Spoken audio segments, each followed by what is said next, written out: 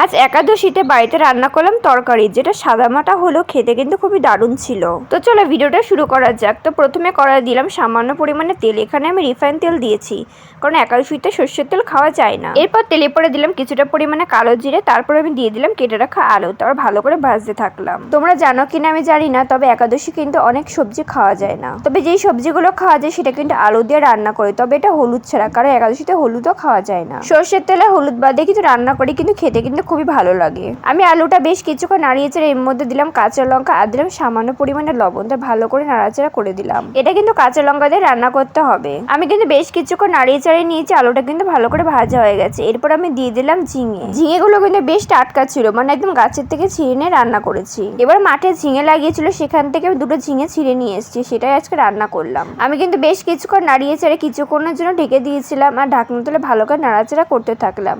তোমরা দেখতে পাচ্ছ ঝিঙে কিন্তু অনেকটা গলে গেছে, আর ঝিঙের থেকে কিন্তু বেশ খানিকটা জল বেরিয়েছে। আজকে কিন্তু এর মধ্যে এক্সট্রা জল দেবো না, এই জলটা দিয়ে কিন্তু রান্না হয়ে যাবে। যেহেতু আজকে ঝোল ঝোল করবো না, এমনি এমনি খাবো, তাই ঝোলেরও কোনো দরকার নেই। আর ঝিঙে থেকে এমনিতে প্রচুর পরিমাণে জল বেরোয়, তার জন্য এক্সট্রা করে জল দেবো না। হয়তো হলুদ ছাড়া জিনিসটা সাদামাটা দেখতে লাগছে, কিন্তু খেতে কিন্তু খুবই দারুণ ছিল। দেখতে যেমনই লাগো, খেতে সুন্দর হলেই হলো, তাই না? তো প্রথমে ভাবছিলাম শুধু ঝিঙে দিয়ে আলু দিয়ে রান্না করবো, কিন্তু পরে ভাবলাম যে না, সবজি একটু কম হয়ে গেছে, এর জন্য কিছুটা ভেন্ডি কেটে তার মধ্যে দিয়ে দিয়েছি। এই ভেন্ডিগুলো কিন্তু টাটকা টাটকা ছিল, তবে এগুলো মাঠের না, কেনা। ব্যাস ভেন্ডিগুলো দিয়ে ভালো করে নাড়াচাড়া করতে থাকলাম। আসলে প্রথমে যেহেতু অল্প রান্না করছিলাম, তার জন্য ছোট কড়াইতে রান্না করছিলাম, কিন্তু ভেন্ডি দেওয়ার পরে নাড়াচাড়া করতে পারছিলাম না। কিন্তু কিছুক্ষণ ঢেকে রাখার পর যখন সবজিগুলো গলে গেল, তখন কিন্তু বেশ ভালোভাবে নাড়াচাড়া করা যাচ্ছিল। তোমরা ভেন্ডিকে অনেকে ভেন্ডি বলো, অনেকে ঢেঁড়স বলো, তোমরা কে কি নামে এটাকে চেনো অবশ্যই আমাকে কমেন্ট করে জানিও। তো এদিকে আমি বেশ কিছুক্ষণ নাড়িয়ে চেড়ে মাঝে কিছুক্ষণের জন্য ঢেকে দিয়েছিলাম আর ঢাকনা তুলে ভালো করে নাড়াচাড়া করে দিলাম। এখানে কিন্তু আলু, ঝিঙে, ভেন্ডি সবকিছু একদম ভালোভাবে সিদ্ধ হয়ে গেছে। আমি আরেকটু কিছুক্ষণ নাড়িয়ে তারপরে নামিয়ে নেব।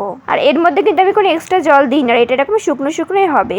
তো আমি বেশ কিছুক্ষণ নাড়িয়ে চাড়িয়ে আমি সামান্য পরিমাণে লবণ দিলাম আর সামান্য পরিমাণে একটু চিনি দিলাম। আমি হালকা একটু ঝোল চেখে দেখেছিলাম, দেখলাম যে লবণটা একটু লাগবে, তাই সামান্য পরিমাণে একটু লবণ দিলাম। আর চিনিটা তোমরা স্কিপও করতে পারো। আর দিয়েছি সবার লাস্টে কিছুটা পরিমাণে গুঁড়ো দুধ। আসলে গুঁড়ো দুধ দিলে কি হয় যে একটু খেতে বেশি ভালো লাগে। তোমরা চাইলে লাস্টে গুঁড়ো দুধের বদলে কিছুটা পরিমাণে ঘিউ দিতে পারো। তো ব্যাস আমি গুঁড়ো দুধ দিয়ে ভালো করে নাড়িয়ে চাড়িয়ে নিলাম। একটু ভালো করে নাড়াচাড়া করে দিচ্ছিলাম, যাতে গুঁড়ো দুধটা দলা দলা পাকিয়ে না যায়। বাড়িতে যেহেতু এমনি দুধ ছিল না, তাই কিন্তু গুঁড়ো দুধই দিয়েছি। তো ব্যাস এবার নাড়িয়ে চাড়িয়ে নামিয়ে নিলেই রেডি আজকের তরকারি। তোমাদের কাছে আজকে রেসিপিটা কেমন লেগেছে অবশ্যই আমাকে কমেন্ট করে জানিও। আর এই রেসিপিটা সাদামাটা হলেও কিন্তু খেতে হয়েছিল খুবই দারুণ। তোমরা কিন্তু বাইরে ট্রাই করতে ভুলো না। আর ভিডিওতে লাইক করে চ্যানেলটা সাবস্ক্রাইব করে দিও। বাই।